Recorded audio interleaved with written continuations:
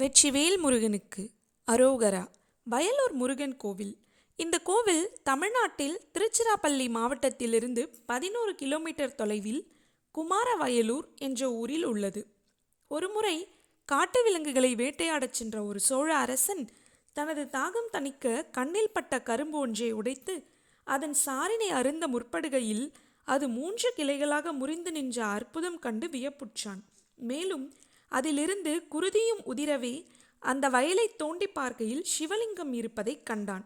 அந்த இடத்திலேயே கோவிலை நிறுவி மூலவரான சிவன் ஆதிநாதர் எனவும் தாயார் ஆதிநாதி எனவும் அழைக்கப்பட்டார். இங்கு அக்னி பகவான் வழிபட்டதால் சிவபெருமான் அக்னீஸ்வரன் எனவும் அழைக்கப்படுகிறார். இங்குள்ள விநாயகப் பெருமான் பொய்யா கணபதி எனவும் அழைக்கப்படுகிறார். இங்கு முருகப்பெருமான் வள்ளி தேவசேனா சமேதராக சிவபெருமானையும் தேவியையும் தரிசிப்பது மிகவும் சிறப்பு. அருணகிரிநாதரை திருவண்ணாமலையில் தடுத்தாட்கொண்ட எம்பெருமான் முருகப்பெருமான் வயலூருக்கு அவரை அழைத்துச் சென்று அதன் சிறப்புகளை பாமாலையாக தொடுக்க வைத்தான்.